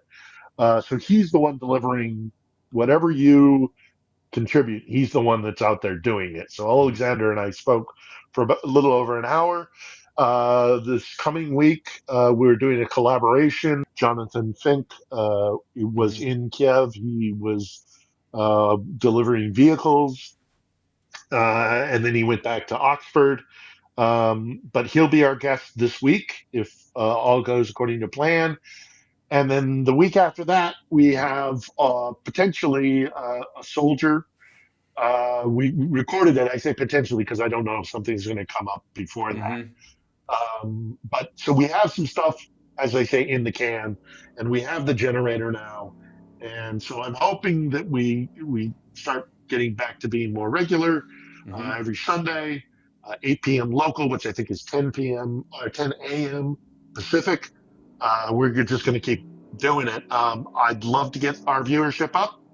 So if folks would spread the word, I don't know why we've taken this dip, but we have. Mm-hmm. But I'd like to get more. I'd like to have these people's voices heard more.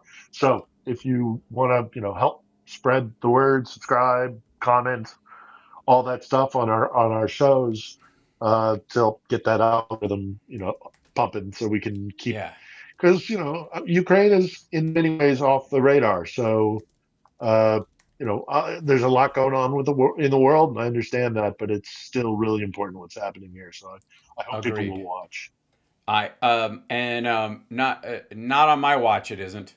Um, There it it is. we will Yep, that's yeah. the stuff. So if people could go there, it's on Philip's page. Just look up Philip Ittner on the Edge. You'll see this channel. Subscribe to it. That'd be fantastic. And I greatly appreciate you coming on, brother. And we will see you on Saturday. Stay Yeah. safe and Well, stay warm. also you could go to my personal channel as well. That's Yeah. the main one. But anyhow, regardless, Hmm. we'll talk on Saturday. Hmm. And yeah, let's Yeah. hope we get power sometime soon. Yeah. I've got batteries, so I'm fine, and I've got, Hmm. I'm okay. I'm not. It could be far worse, Yes. so it's okay. It's just more than anything else. It's just boring. Well, there are worse problems to have in the world than Yeah, being yeah. bored. You So. can't. I can hardly leave the house because it's dangerous and dark and Hmm. all the rest of it. The streets aren't being normally they would be being Lit. cleaned of Yep. ice and snow, but they're All not. right. People are slipping and falling and hurting themselves. Mm-hmm. So you sit around, you twiddle your thumbs, and you sit Yep. on your phone, and that's about Mm-hmm. all you can do. Try Right. and stay warm, and that's Well, for please do. hundreds of thousands of people. So, Absolutely. All right. Well, thank you, brother. I appreciate it, and I will see all you right, this weekend. you will indeed. I'll talk to you on Saturday. All right. Cheers. There he goes, ladies and gentlemen. Cheers. Philip Ittner joining us from Kiev. And thank you guys for supporting the Generators for Odessa channel, which I just showed up on there. We put the link in the description. But of course, Phil's channel itself is, where is here? Da, da, da, da. Hold on.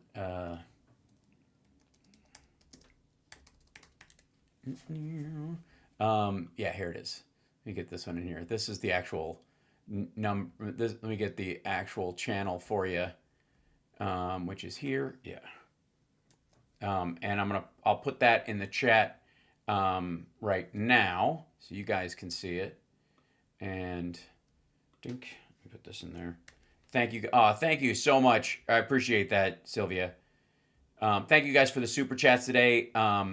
That I just put his link into the chat room for everybody. It should go out pretty much everywhere. I'll also put it in the let's see. Why is this not post? There we go. Yeah. I just posted it in the Instagram chat as well. So if you guys want to subscribe to his channel and help him out, that would be great. I know. I should be worried about growing my own channel and getting over 100K, but that's what you guys are for. Subscribe and help me get to that number. That would be terrific. That will make a huge difference. And I will see you guys this afternoon. Thank you for a great show this morning. I appreciate you being here and giving the greatest gift you can give anyone, which is your eyeballs. And I will see you this afternoon at 3 p.m. Pacific time. Like, subscribe to the channels, share it if you will. If you're ever on YouTube, you ever use YouTube, subscribe on that channel as well. If you use Twitch, think about becoming a subscriber there, which really helps. It's direct. If you have Amazon Prime, it doesn't cost you a dime for one subscription, so you can join me there. If you're on the Facebook, obviously on there, and Instagram, I appreciate you guys a lot. If you're on Substack, subscribe. That would be great to help. I don't hide anything behind a paywall, so I have nothing to offer anybody for doing that because I don't believe in hiding any of this stuff. If you want to support it, that's what you do. It's like, how like advertisers on TV don't have to do that. It's just odd. But I'm doing my best here to give you guys as much programming as is humanly possible in the near term. So thank you guys, and I will see you this afternoon. Ask, I forgot it. I don't know. You ain't seen nothing. Yeah. We ain't saying nothing. Black bar from my A lot of past, can't Epstein track stuff this afternoon. Screenshots cropped out, damn. can't catch this. If it looks too wild on the axis, highlight, right click, boom, redact this. Blur that face, can't fact check the madness. Throwing out page from the bad habits atlas. If the story get messy in the ad libs, highlight, right click, boom, redact this. I was young, I was dumb, I was scrolling. Type way too much, hit send, heart swollen. Now I keep receipts like a lawyer with a folder. But anything risky, get hit with the toner. Whole group chat, got tails, I ain't claim. If my name pop up, that's a typo, blame. Who's that in the pic? Man, that ain't go strange. That's a random stranger with a very close face. Understanding my friends, I plead don't recall. Sorry that the credits aren't showing the super chats today. I apologize. I don't know why that is. It's glitching. Fake style. If they show me the proof, I just smile like redneck this. Black ball from my past, can't track this. Screenshots cropped out, can't catch this. If it looks too wild on the axis, highlight, right click, boom, redneck this. Red that this.